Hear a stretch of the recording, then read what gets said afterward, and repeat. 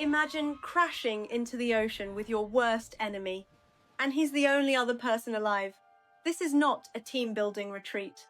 This is survival of the meanest. Sam Raimi, the legend behind Evil Dead, takes us on a savage ride where the office hierarchy meets the law of the jungle. This is Send Help. Meet Linda Liddle. She works in strategy and planning at a massive corporation. She's brilliant with numbers, obsessive about details, and completely invisible to her colleagues. Her only real friend is her pet bird. For 7 years, she's been the loyal soldier, promised a big promotion by the late CEO. But in the corporate world, promises are just words. Enter Bradley Preston, the late CEO's son, entitled Arrogant and Cruel in that casual way only rich people can be. He strolls in, fires half the staff, and promotes his golf buddy instead of Linda. Then, to add insult to injury, he shows her private Survivor audition tape to the whole office for a laugh. Linda is humiliated, but she needs this job. So when Bradley demands she join him on a business trip to Bangkok, she swallows her pride and says yes. The flight is supposed to be routine, but somewhere over the Gulf of Thailand, routine turns into nightmare.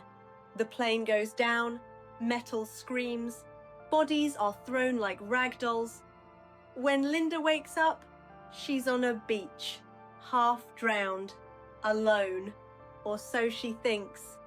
A few yards away, washed up like trash, is Bradley unconscious, bleeding, and completely helpless. For the first time in his life, he needs someone. And that someone is the woman he destroyed. But here's the thing about Linda. She wasn't just watching Survivor for fun. She was studying. Her apartment is full of survival manuals. She knows how to make fire, find water, and build shelter. While Bradley is unconscious, Linda transforms from office doormat into the island's sole provider. She saves his life. She nurses his wounds. She keeps him alive. And when Bradley finally opens his eyes, he doesn't see his savior. He sees his employee. You'd think nearly dying might change a person. Not Bradley. Within hours of waking up, he's back to giving orders. Linda, get me water. Linda, make the fire bigger. Linda, I'm hungry. Old habits die hard. And Linda, conditioned by years of servitude, obeys. She hates herself for it, but she obeys. The audience starts to wonder, is she a survivor or just a victim who changed locations? This is the moment Send Help becomes a Sam Raimi movie.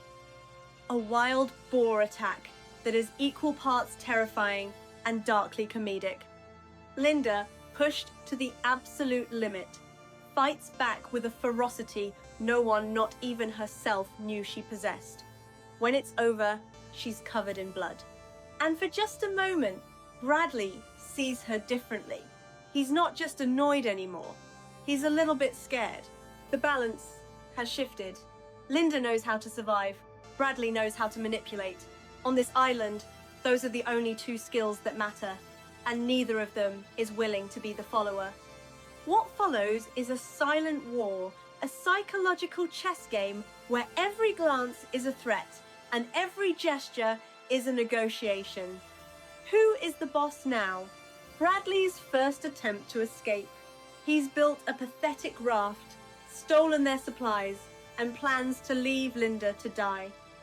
But Linda catches him, and instead of crying or begging, she does something unexpected. She laughs. "You'll be dead by morning," she says. "The currents will pull you out to sea. The sharks will find you." For the first time, Bradley realizes that Linda isn't just his employee anymore. She's his judge, jury, and potential executioner. Something breaks inside Linda. Or maybe something is finally set free. She realizes that rescuing Bradley, keeping him alive, only prolongs her own suffering. Out here, there are no HR departments. No witnesses, no rules. She holds a piece of the crashed plane in her hand, a weapon. And for the first time, she seriously considers using it. The question is not, can she do it? The question is, will she? The tables have turned completely. Linda, the victim, becomes the captor. Bradley, the bully, becomes the hostage. She doesn't hurt him, not yet. She just watches. She asks him questions. How did it feel when you humiliated me in front of everyone? Did you ever think about anyone besides yourself? It's therapy. It's revenge. It's terrifying. Nature doesn't care about their game. A violent storm reminds them that the island is still in charge. Huddled together in the wreckage of their shelter, soaked and shaking, the masks slip. Bradley isn't a CEO anymore. Linda isn't a hostage taker. They're just two people, terrified, clinging to survival. For a moment, you wonder, could they actually find common ground? In the aftermath of the storm, something shifts. Bradley, for the first time, sees Linda as an equal, maybe even a superior, and Linda sees Bradley as human. Flawed, pathetic, but human. They share a moment of silence. He offers her a shell. She takes it. For just a second, you think, maybe they'll make it. Maybe they'll rescue each other. Rescue is right there. A ship on the horizon. But Bradley falls. He's unconscious. And Linda hesitates. She watches the ship sail away. She looks at the rock. She doesn't call for help. She doesn't wake him. She just waits. In that moment, we realize the truth. Linda isn't the hero. She's not even the anti-hero. She's something far more complicated and far more dangerous. Send Help is not a story about survival.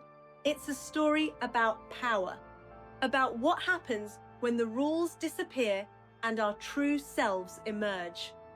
Rachel McAdams and Dylan O'Brien deliver career-best performances in Sam Raimi's most twisted film in years.